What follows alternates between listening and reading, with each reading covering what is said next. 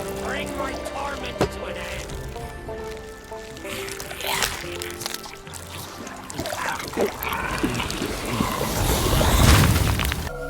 What's going on, guys? Jurassic here. Today we're playing Sea of Thieves. We're going over a pirate's life, all the hidden commendations that we can earn. So first off, we're going to work towards getting the cursed captain's head. However, we're going to stop about halfway through and get the recipe for a powerful thirst. That is one of the other commendations, so you want to raise this up. Now you see how there's two little wooden planks here? You want to try to line them up in the middle, something sort of like that. If you leave it like that, you can hop across. You jump into this cave here, and it's going to be placed right here on the ground. It's the only shiny object in the room. And since we left that in just a perfect position, we're actually able just to jump back to the boat and just continue our day. Now, this is where you can get the cursed captain's skull at, on the tip of the boat. So just drop the recipe. We'll come back for it, don't worry. But that way we at least know where it's at.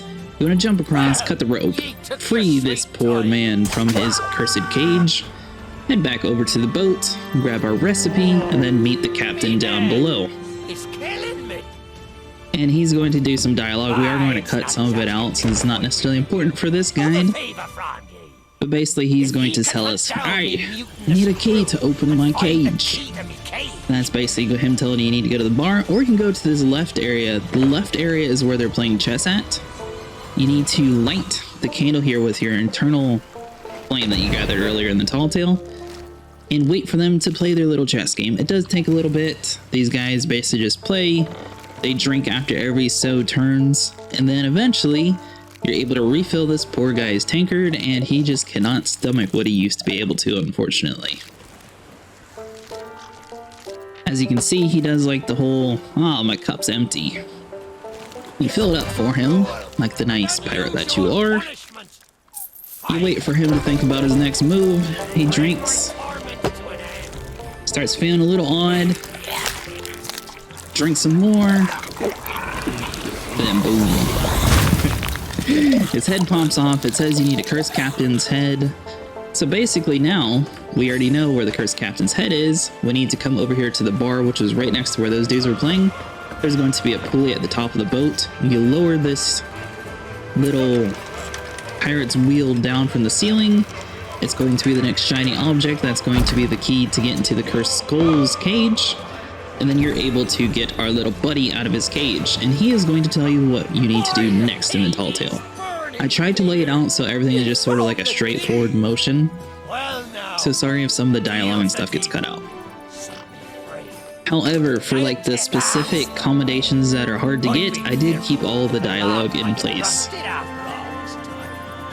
Being that I'm unable to provide my own means of locomotion, you'll have to carry me. This is basically his hint to say, hey, I can't walk. You mind carrying me all around the island? All over me skull.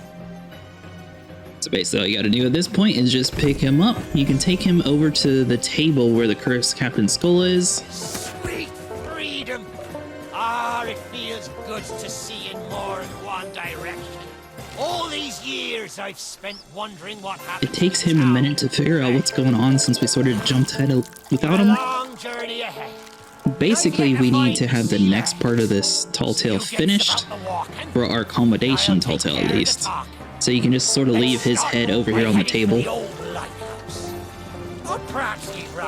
And as soon as you get to the Fallen Kingdom question mark, he'll start, oh, look at that dude, haha. Then you basically need to have a Aztec coin in order to buy yourself into the table. Hang it all. It's been so long I forgot about the house rules. We'll need to find something of special value, a trinket or similar, as a buyer before we can play. An establishment like so you can just leave his head here on the table. We don't need him for now. I'm going to show you the pathway. However, the treasure is going to be found in the exact same spot every single time. But basically, if you're curious how to actually find it, you follow this little gold trail. It's going to lead you all the way back to the docks. And this is where you're going to find a very mysterious shovel next to this pit that looks like it's already been dug up. So if you do some digging, you might find a little buddy in here. Now this is specifically for the raising the dead commendation. And earlier we did a powerful thirst when he drank and blew his head. Just to try to keep everybody idea of what you're doing. After so long time that with not even an earthworm coming in. Oh, you knew. Have you come seeking misery and abject woe? If so, you've come to the right Scaly. Poor Dougie's been robbed and left for undead by a bunch of no-good mutineers. All because I had the nous to hide away a wee retirement fund. Well, next thing I know, poor Dougie's been stuffed in the soil and left to moulder. I've still got my key, but without the treasure map, it's no more than a monument to poor Dougie's despair. Some swabby or other will have taken it back to town, I shouldn't wonder. I'll happily share the spoils if you can find my treasure, but I won't hold out hope. There's precious little of it left. And this is basically where he's going to say, oh, I feel so sad for myself, blah, blah, blah.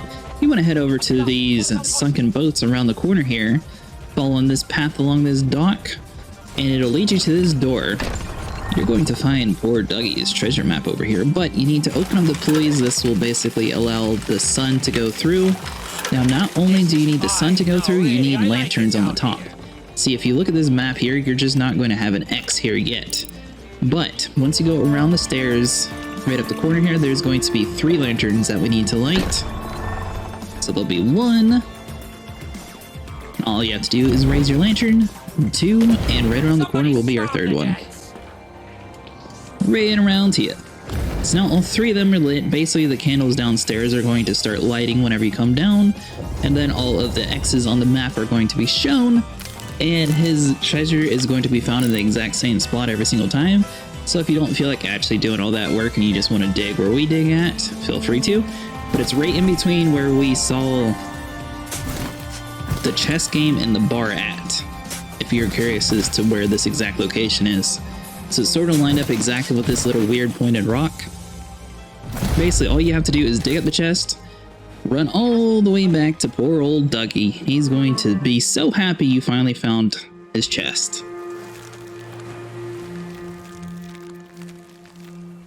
Crevens, that's Dougie's treasure, sure enough.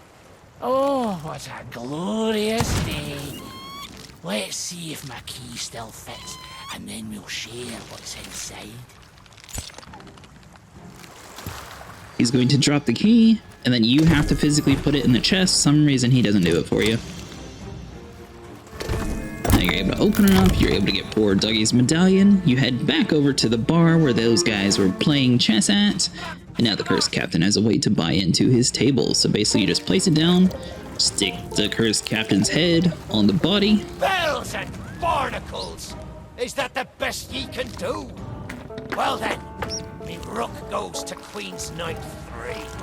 And that, matey, check and matey, which means the contents of the pot be mine.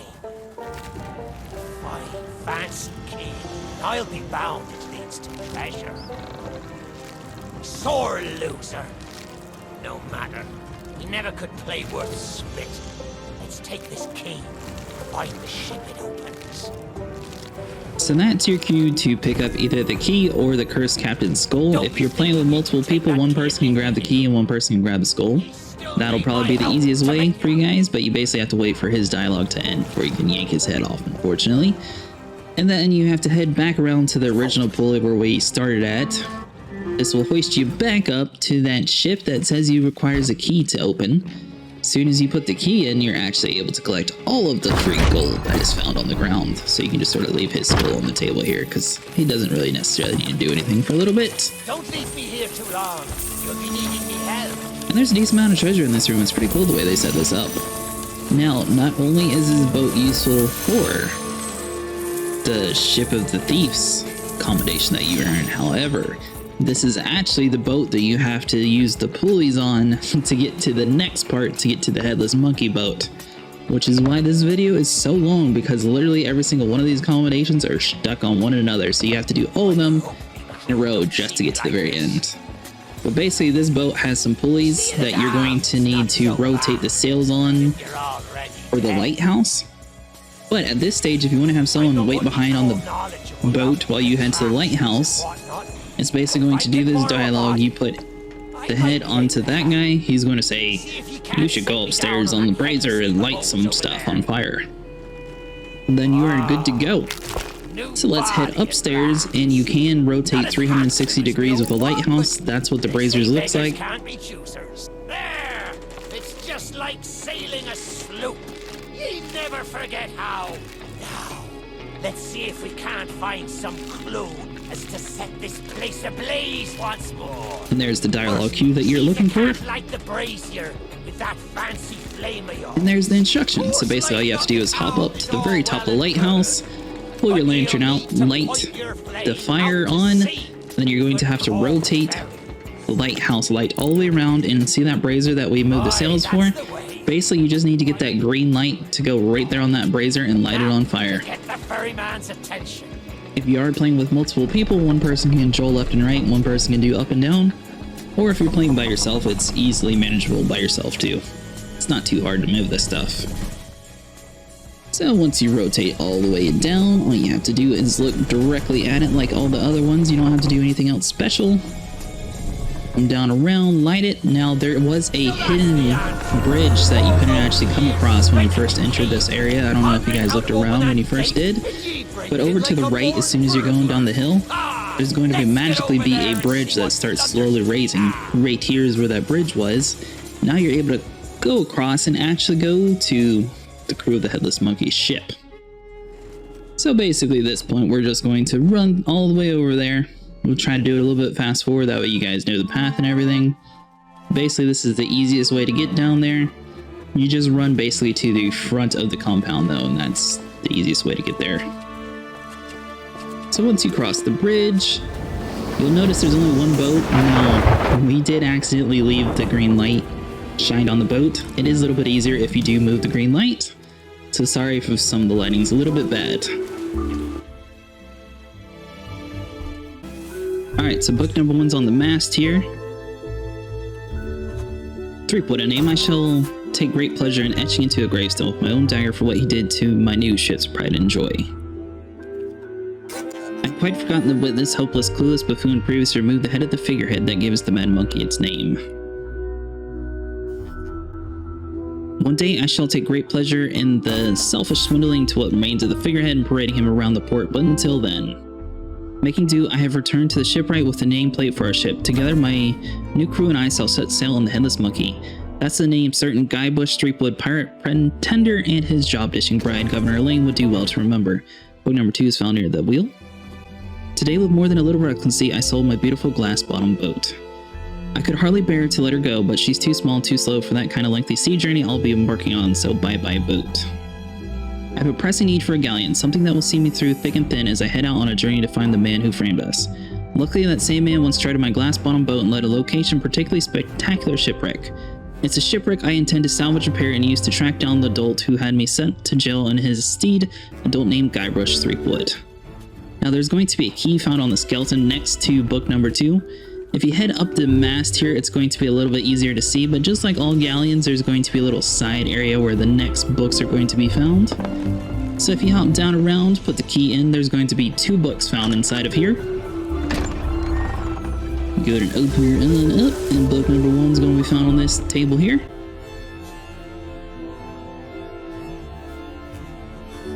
Did Guybrush Threepwood make it to the Sea of Thieves? I may never know for sure. I, on the other hand, never arrived. Also, I think I might be slightly dead.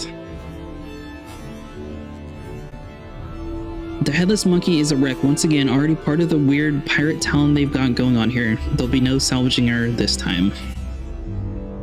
I do still have a ship though, my little glass-bottomed boat. How can it be here? It's strange, not life full of ghostly voices? Maybe I shouldn't ask. My crew are off in the tavern. I don't think they'll be leaving anytime soon. They're at home here in a way that I'll never be amidst the sunlight. I'm going to set sail, find a way back to life, and then we'll see what the seas have in store. I've realized revenge isn't worth making a living and certainly not dying for. Book number 4 is going to be found on this table here. I have a ship. She has a name. I have a crew. And we have a course. The Sea of Thieves is a legendary pirate paradise home to some of the most feared marauders to ever sail. Naturally, only Threepwood would be arrogant enough to presume he has a place there, let alone treat it as a romantic getaway spot. If he'd been sailing alone, I'm sure he'd be marooned by now, but while Elaine has seriously bad taste in husbands, she's a capable pirate. I have to assume that Threepwood somehow... I flipped to that one a little bit too quick. If I'm to locate Threepwood and teach him a pointless lesson about innocent people looked up here, you can steal their beverages, I'll need help. If I need the help of the local authorities, but infrequently Governor Marley turned out to have eloped with none other than Threepwood himself. Fortunately, if there is one thing not lacking in this part of the world, it's bureaucrats. Governor Fat was ready and willing to meet with me. I must confess that it turns my stomach to think of the pieces of 8 going to feed that man's endless gluttony, but I'm willing to do what must be done. Besides, if I have what I hear Threepwood's honeymoon destination is true, I'll have more than enough. Now, the last book was found on the mast on the opposite side of the wheel, and that is going to get us 1, 2, 3, 4, and 5 whole commendations. So if you guys enjoyed it, make sure you like and subscribe, and I'll see you guys in the next one.